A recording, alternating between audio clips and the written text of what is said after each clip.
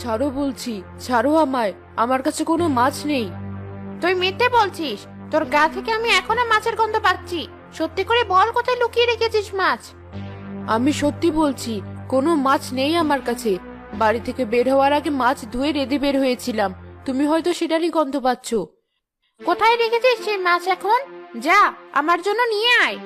কিন্তু ওই মাছ তো কেটে রেঁধে খাওয়াও শেষ হবার। আমি পুকুর পাড়ে যাচ্ছিলাম গোসল করতে, ঠিক তখনই তুমি আমায় টেনে গাছের উপর তুলে ধরলে। কি বললি? আমাকে রেখে সব মাছ খেয়ে ফেলেছিস তোরা? মাছ পাওয়ার আশায় এতক্ষণ তোকে শুধু শুধু কষ্ট করে ধরে গাছের উপর থেকে ঝুলিয়ে রেখেছিলাম। এই সত্য আমায় নিতেই হবে। যা, দিলাম তোর হাত ছেড়ে। না, কেউ বাঁচাও আমাকে। ভয় পেও না, আমি আছি, তোমার কিছু হবে না। ধন্যবাদ পরি, ওই শাকচুন্নিটা আমাকে গাছ থেকে ফেলে দিয়েছে। তুমি এসে আমাকে না বাঁচালে আমি তো এতক্ষণে মরেই যেতাম। আমি যতদিন এই গ্রামে আছি ততদিন এই গ্রামের কারো ক্ষতি করতে পারবে না ও। চলো, তোমাকে তোমার বাড়ি রেখে আসি। ধর, ওই মহিলাকেও শান্তিতে মারতে পারলাম না, ওকেও বাঁচিয়ে ফেললো এই দুষ্ট পরীটা।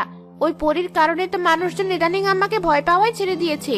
কবে থেকে মাছ খেতে পারি না, দেখি অন্য কারো থেকে মাছ পাই কিনা।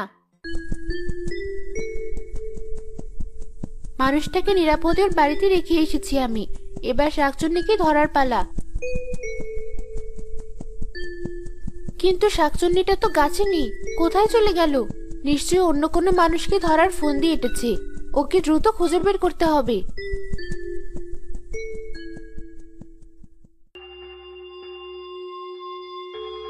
এই গাছ থেকে ও গাছ করি, তবু মাছ খুঁজে পাই না। আরে বাহ, এক মাছ বয়সী ছেলে দেখি পুকুর পাড়ে একা একা বসে মাছ ধরছে। আশেপাশে ওই পরিটারও কোনো খবর নেই। দেখি ওই ছেলেটা কোনো মাছ ধরতে পারি কিনা, পারলে আমি খেয়ে নেবো ওর মাছ।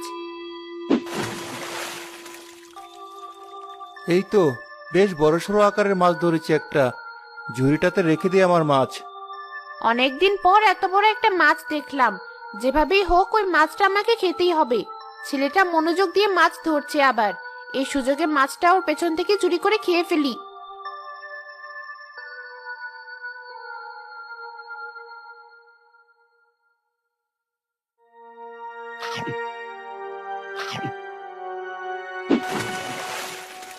আরো একটা মাছ পেয়েছি। আজ তো দেখছি আমার কপালটাই ভালো, একসাথে দুটো বড় বড় মাছ। রাখ রাখ, এই মাছটাও ঝুড়িতে রাখ। এই মাছটাও আমার পেটেই যাবে। এমন